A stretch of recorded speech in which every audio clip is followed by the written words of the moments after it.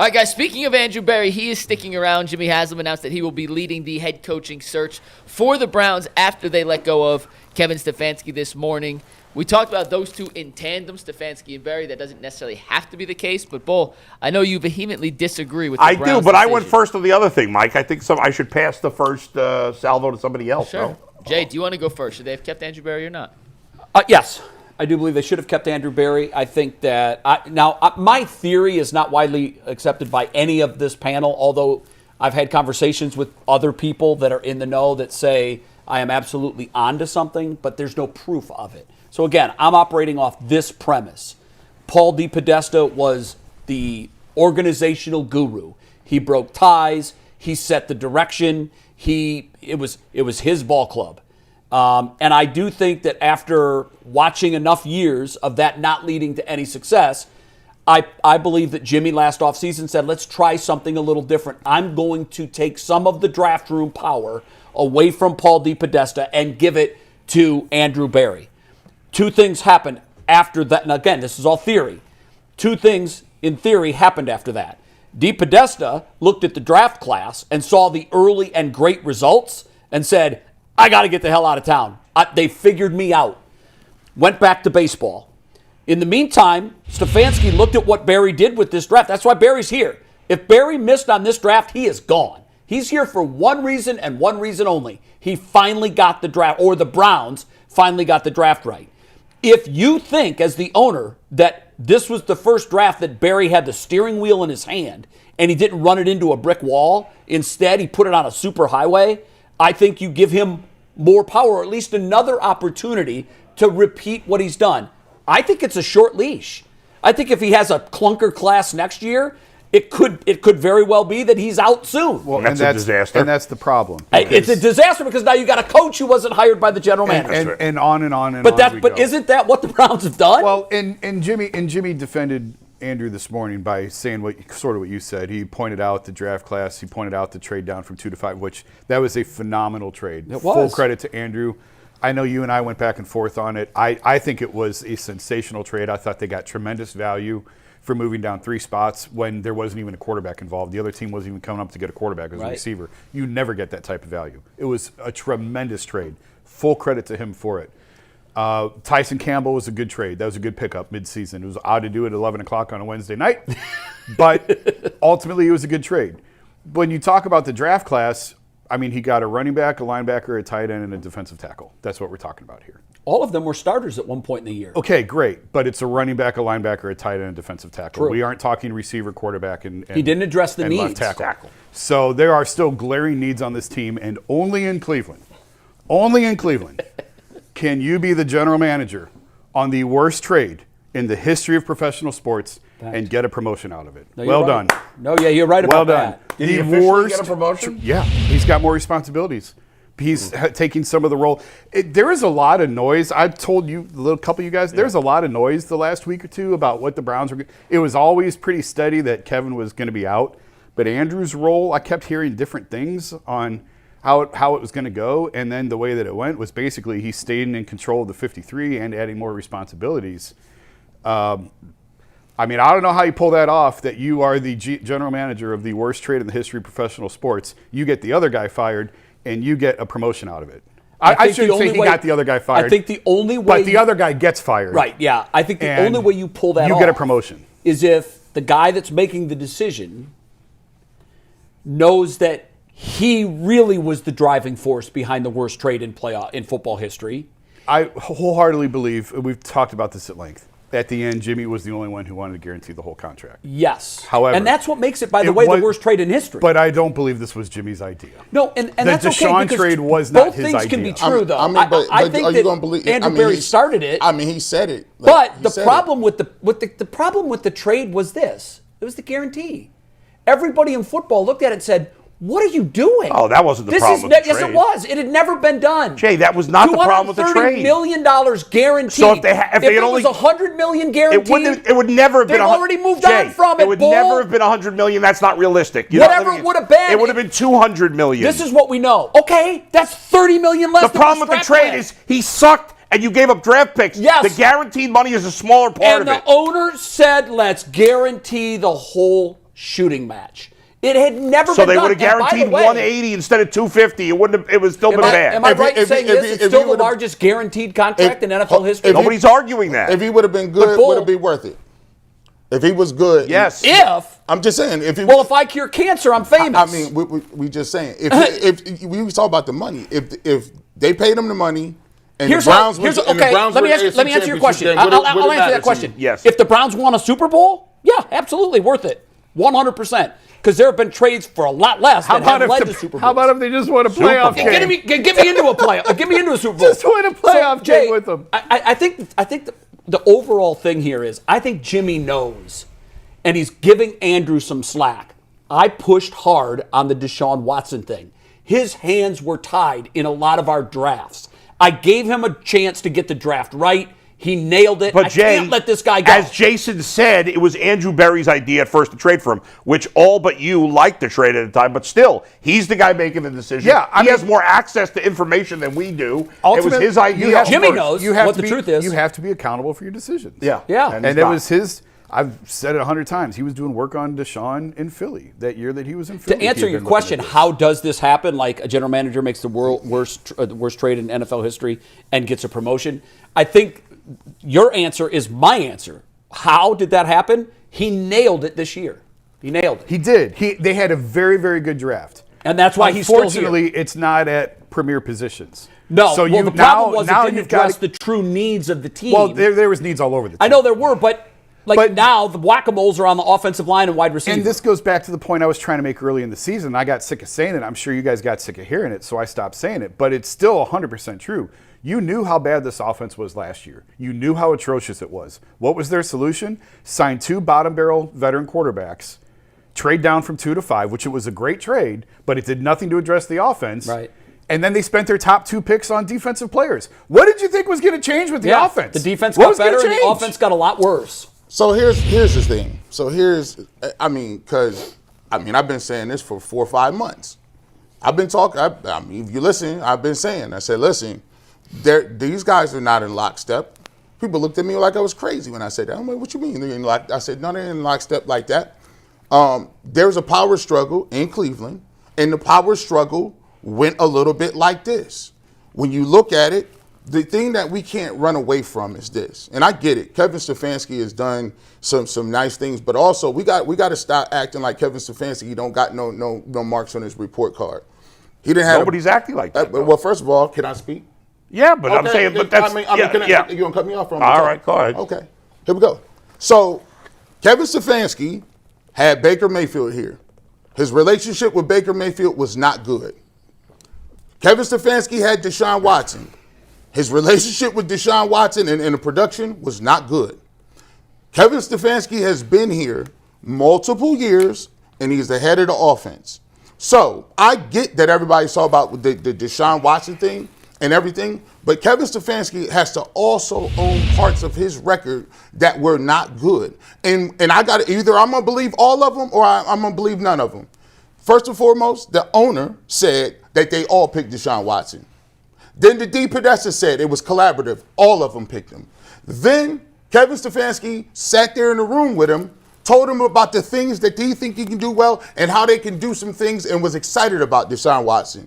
Andrew Berry said it was collaborative. So my thought process is if 4 guys are telling you the same thing and the owner comes out prior to the season and says, you know what, that was on me, I'm going to take the blame for that, I'm going to raise my hand. I can't then sit here and say that wasn't necessarily true. All of them are saying it. Every last single one of them. Now, in terms of why Andrew Berry is here and why he outlasted Kevin Stefanski is because I'm not making the choice. Jimmy Haslam made the determination that the draft class was good. Jimmy Haslam then made the determination that I don't need D. Podesta, and D. Podesta was over control of a lot of the decisions being happening with the Cleveland Browns. When he got moved in the middle of the season, you knew what type of time it was. Also, you knew what type of time we was on when Flacco got moved. You knew what type of time we was when they traded Kenny Pickett. So the reality of the situation is this has been going on, and the owner said, you know what, I'm going to give you an opportunity. Let me see what you do. Because if he wouldn't have showed up and did anything in this draft, he was going to get fired too. Now, let me tell you what Jay said, which is actually correct. This ain't no crazy. I'm going to let y'all know about this right now. He got to still come back out next year, and he got to hit another home run. He better. And the picks that he had this year, and this is the thing, the quarterback has to hit. Because if you don't take a quarterback got to be good. You got to get you about 8-9 wins. You better. Are you talking about the next quarterback? No. I'm talking about here's the reality. He's going to have to choose who he has in that locker room. Who's going to step and play?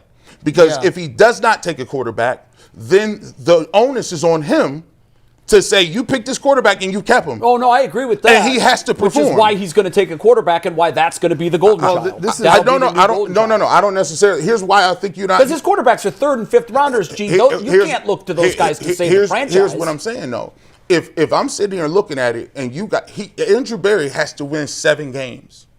Minimum. Yes. So if I need to take a quarterback and I need to get to a quarterback, then what do I need to do to get one? You're gonna have to take one high, which means you have less talent, less information, less capital to go do what you need to make the team better. So he could take a quarterback, but that quarterback, if he wins 4 or 5 games, he'll be going 2 next year. Well, yeah, but it doesn't preclude him, even if he doesn't take one of the top 2, which he probably won't get to, because picking 6 he's not going to. I mean, Tyler Shuck looks pretty good to me. You know, there are quarterbacks that can be serviceable in the late 1st round or early 2nd round. They could take an offensive lineman or a wide receiver with their 1st pick in the 1st round. They could take a quarterback with their 2nd pick in the 1st round and have success with them. But I do think that you're right. You got to figure out the quarterback position. So it's either got to be a 3, a 5, or someone not yet on this roster. This is another. Go ahead. Go. This is a show for another day, but a quarterback drives everything, right? And we talked about it's hysterical to me that they've had 40-some-odd starting quarterbacks since '99. Only twice have they taken a quarterback in the top 20 of the 1st round. That's what's the definition of insanity? That Jay? is mind-blowing. What's the definition of insanity? So really, really, what it comes down to, I mean, Jimmy's standing up there talking a good game today about how they're going to win all these games, and I'm looking at it going, who's your quarterback? Yeah, how are you going to do it? And you're not winning all these games with the quarterbacks on this roster currently. No. And so are you going to move up somehow miraculously this year? And if not, you have to ensure you have to go 1-31 style to make sure that you're in position next year. Next year, no one wants to hear this. Next year has to be even worse than this year was to make sure you were 2 wins away from having the number 1 pick this year, and you won your last 2 games and you fell. So now what are you going to do to get a quarterback in 27 if you're not taking one in 20? You see what I'm saying? I see what you're saying. This is just a and by the way, wheel does Arch that Manning, just runs does and runs Arch and runs Manning and weigh runs. into all of this? I'm sure on some level. Because Arch looked great in his playoff game. He's made some nice progress. He's coming back next year. He'll likely be the crown jewel of the 27 draft. But let me jump in here. Last thing. When I talk about Arch Manning, I'm not saying I think this is what they should do. I'm just trying to give you a look into how I feel they see it. Yeah. I hope that they just worry about trying to find a quarterback in this draft and find the best franchise quarterback for this team in this draft. I would too. And if it doesn't work that way, well, then you deal with it. But we're not at that point. It's January 5th. Right. I hope that they don't keep kicking this can down the road, because I advocated last year. I said, they got the 2nd pick in a 1 quarterback draft. What do you want them to do? What do you expect them to do? So I hope, at some point, they pull the trigger. I don't know if that was accurate, by the way. Well, I mean, Jackson Dart and Tyler Shuck, we'll see. Yeah, but no one was taking those picks that high, is what I'm saying. Well, maybe somebody should have. Maybe they took Lamar Jackson high, they should have. Maybe they should have. But at the information they had at the time, they felt like they were sitting 2nd in a 1 quarterback draft. Fair? At the time. Yeah. And as usual, the GM was wrong. Well, a lot of GMs may end up being wrong. Well, but here's the thing. A lot of teams didn't need a quarterback, that passed on the quarterbacks. But here's the thing. Okay? This is mind-blowing to me. The fact that Andrew Berry still has a job is totally mind-blowing. He has arguably been the worst GM in the league. Who's done a worse job putting together a team than Andrew Berry over the last 6 years? The Jets are pretty bad. The Titans are pretty bad. Okay, so we're competing with the Jets and Titans. Those are our. Well, they fired GMs during that time, both those teams. Yes, they have. The Browns have not. The Browns arguably have the least amount of talent on offense. Since Andrew Berry got here, they're worse at quarterback, they're worse at running back, they're worse at wide receiver, they're worse at offensive line. All right, Harold Fannon's probably a little better than Andrew Berry than David Njoku was. So I'll say there's a little bit upgrade there. Their two best players on defense, were either of them drafted by Andrew Berry? Nope. No? He did a nice job this draft. Here's the thing. When the bar is so low, we overrate when things are good. We turn good into great. We turn mediocre into good. I'm not giving Andrew Berry handstands for drafting a running back in the second round who was, okay as a rookie. I think he's going to be good, but that's not some great accomplishment. I'd like you to see you do a handstand. So what do we have to? Oh God, nobody wants to see that. I'm going to be dead if I do a handstand. The rest of the draft. Listen, I give him credit on Schlesinger. It was a great pick. Yep. I give him credit on Fannin. That was a great pick. Yes, he's done some nice things this year. But if you have to look at a full track record, because if he, as you guys have said, well, if he doesn't get it right this year, he's out. Well, then you just let him hire the new coach. Yep. You let him draft two players in the first round. Yep. So far on his first round picks, he's drafted Mason Graham, who looks like a hit, but I don't know if it's a big hit, because at 5, you better be a superstar. And not just a good player. He's definitely going to be a good player. We'll see if he's a superstar. His other 2 first-round picks are already gone. They sucked. And I don't care. Make Paul DePodesta the boogeyman, whatever you want. If you're allowed to do that, I'm allowed to say Andrew Berry's responsible for the Watson trade and every bad thing that happened the last bunch of years. You are. All right? That's your theory. And I'll tell you this. Now, maybe this is not an apples-to-apples thing, but because coaches are more likely to get rehired than GMs, as you and I were talking. If Andrew Berry got fired today, is he getting another GM job? As the head of a department? I don't think as a general manager. He would get another front office job. Scouting, Sure, somewhere fine. in there. Well, I don't know about scouting. I don't know how he can scout, but part of the analytics department or whatever. Somewhere. I mean, it is patently absurd. If you look at offensive talent, the Browns are the worst team in the league. Worst team. If you asked every coach in the league, you can take one. We're going to draft the 32 offensive teams right now. The Browns would go dead last. I think they would. Dead last. Sure. Your 2 best players on your strong unit were drafted by the guy before. The Raiders are pretty much with us. Without Myles Garrett, this is a 0-win team. They're the worst team in football without Myles Garrett. They're a 0-win team. Okay, they won their last 2 games because of Myles Garrett. And defense. End of story. And the defense in general. Myles Garrett. Myles Garrett had 1 sack the last 2 games. Jay, if Myles Garrett doesn't play the last 2... Myles Garrett's the most important defensive player, but you can't take away what everybody else on the defense did. The Browns lose both games if they don't have Myles Garrett. No doubt in my mind. I mean... I disagree with that. Is he going to kick the field goal too? They wouldn't have been in a position... The Browns won that game because of their defense, but mostly because of Myles Garrett. Yeah, I agree with both things you said, but not the way you say it is solely because of Myles Garrett. Because you're saying without him they lose. Who won the game yesterday? The Browns. Okay, but both saying they don't win it. They don't win without Myles Garrett. It's 100% true. I can't say 100% true. It's not a fact. It's your opinion. It's my strong opinion. I'm just saying, bro. I saw 2 dudes take pick 6s back to the crib. I don't understand what you're talking about. Because there was 1 pick 6. Well, the other was a fumble. I mean, Myles Garrett makes all that possible.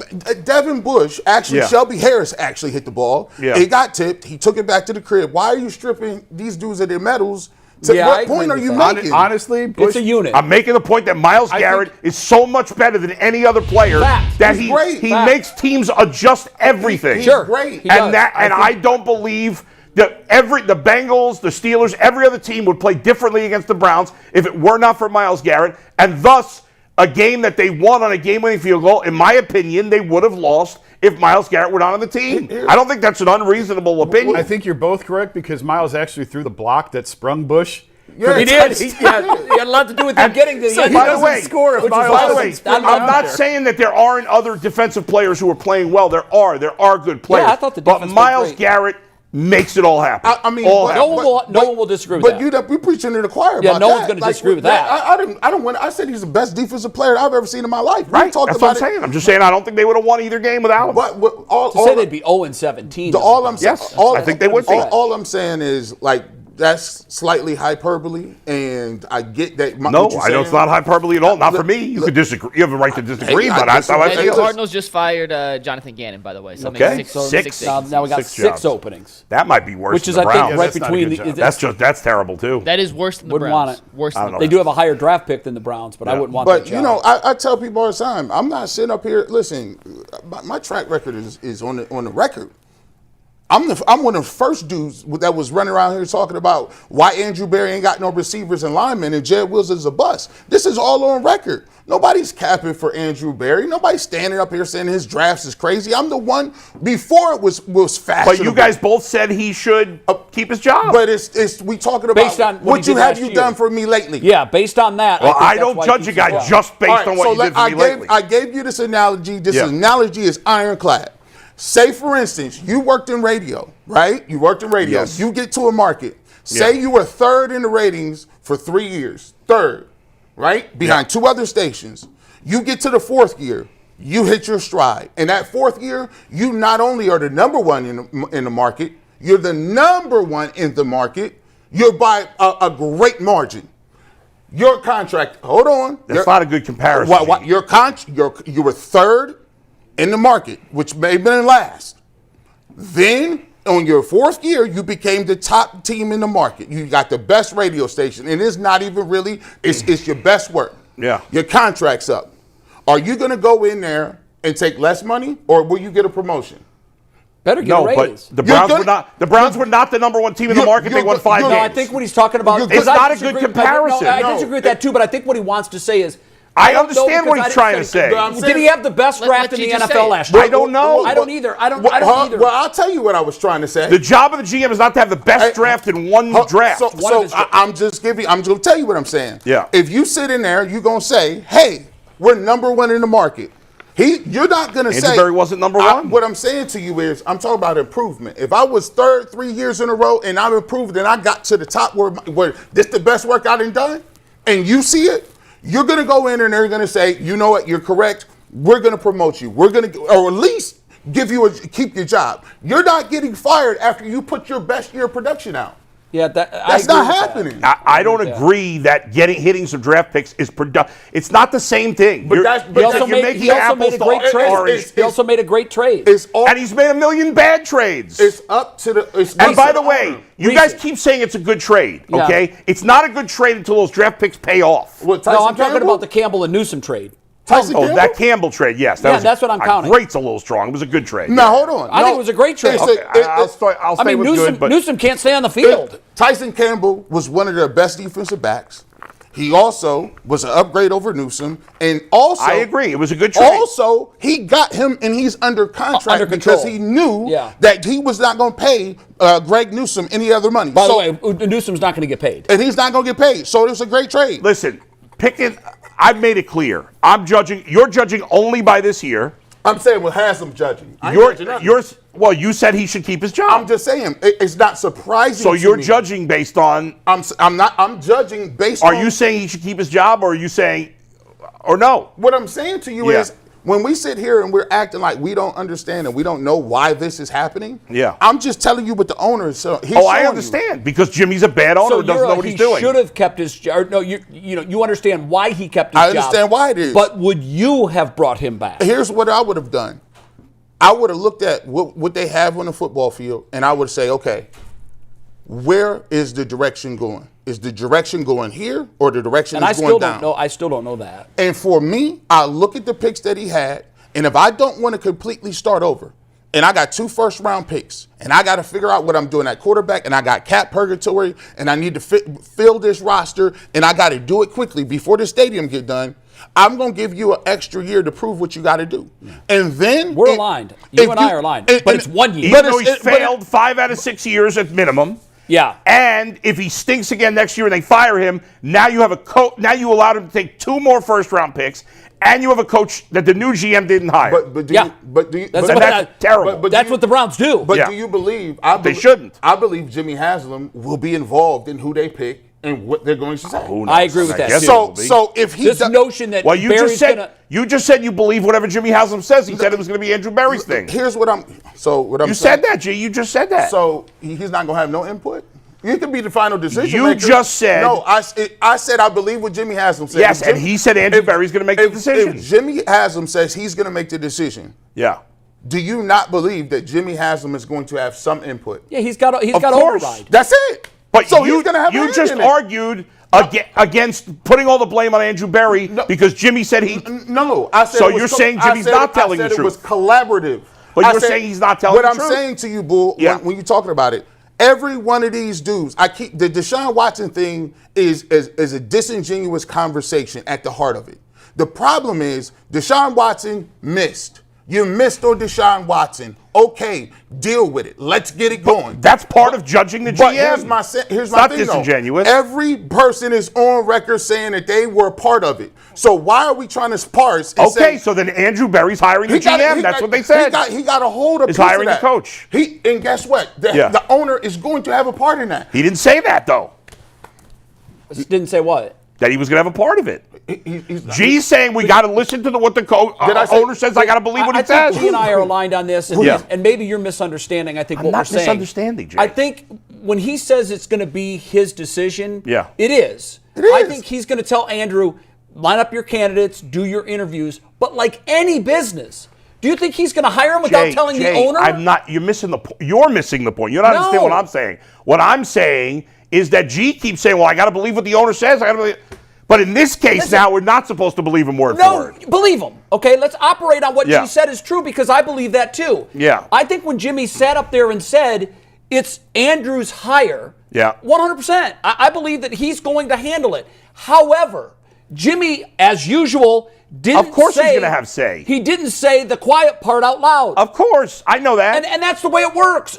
So by saying that Andrew's going to do the search, if he comes to him and drops down a picture of Bozo the Clown, Jimmy's going to say, oh, no. I've had that guy here before. But ultimately, I've had that guy here 5 times ultimately, before. Andrew Berry is most likely going to lead the process to hiring the coach. 100%, I And believe that. if next year's a disaster, which at this point, there's not a ton of reason to be Andrew's optimistic about gone. it, then he's gone. Yes. And then you have a coach that was hired by a GM who's now fired. Yes. And now the new GM's going to be, we don't know if he's going to But like the coach. here's why Jimmy has final say.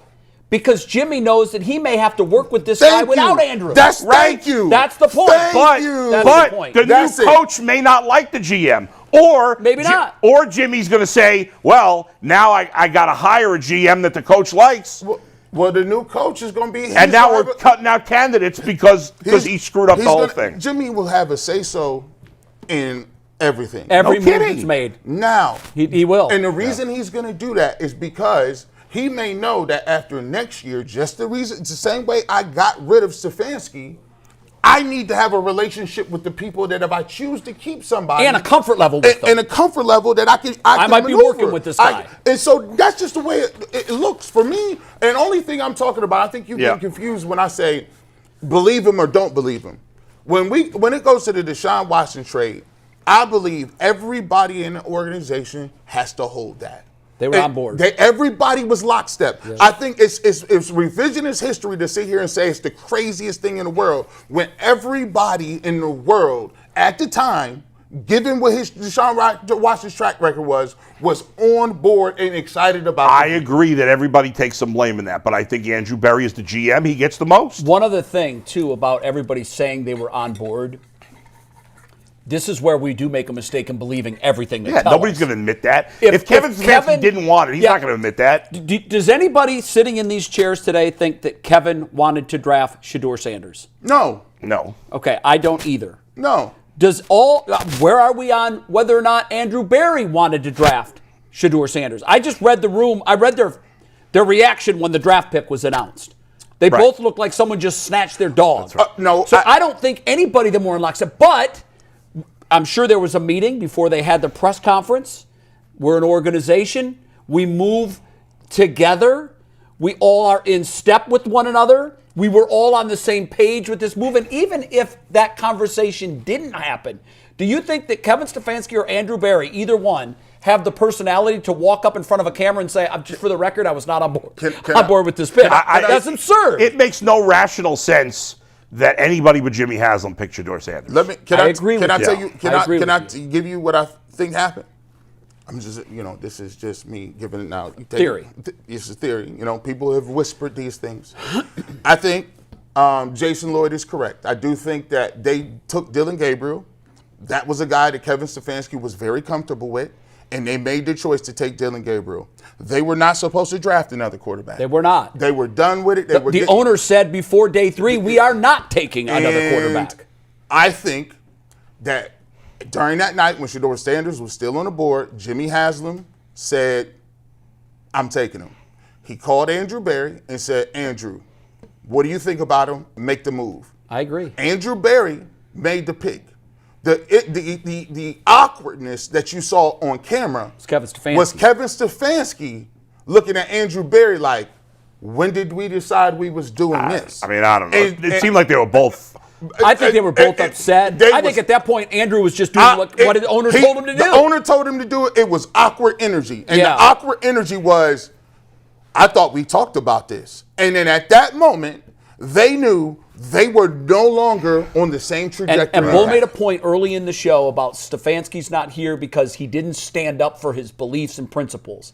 In the end, Andrew Berry might also not be here because he didn't stand up to his beliefs and principles. Because we could argue about the quarterbacks a million ways to Sunday. This much is a proven fact. If you draft 2 rookie quarterbacks, you have just stunted the growth of both of them. I've talked to multiple NFL people that are with NFL teams right now that I made that statement. It rarely happens. And that's why and that's why it doesn't happen. Right. The general consensus was when you take 2 rookie quarterbacks, you've stunted the growth of both of them. And that's why Andrew Berry didn't want to do it and why Kevin didn't want to do it. Right, which is why it was obviously a Jimmy Haslam move. So, which especially, like when Washington did it with RG3 and Kirk Cousins, that's different because you draft a guy in the first round, you're committed to him as the starter, and then Kirk Cousins is going to get treated like any other backup, quarterback behind a guy. Right, but by the way, if you look at how that situation has worked in Atlanta, that's blown up too. I mean, just days after you sign a quarterback to a guaranteed contract, you go and draft his replacement. It's been awkward as hell down there ever since. And what happened?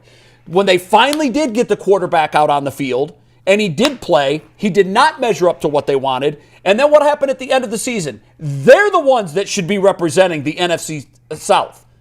I think the Atlanta Falcons are the best team in the division. They're playing the best of the 3. And you know why they're not going to the playoffs? Because they went into this quarterback tug-of-war. They picked the wrong guy. If they would have just rode with Kirk Cousins, who in my mind is still a top 15 quarterback, top 10 maybe. Kirk Cousins, go look at their offensive production the last couple of weeks. I just think you get carried away there, Jay. Top half? I don't think. Maybe. I think even that's pushing it. I think when we put it here and you put it in the crosshairs. Listen, you look at that quarterback room. I'm on record saying, whatever they got in that quarterback room, I absolutely believe that is what will be here in 2026.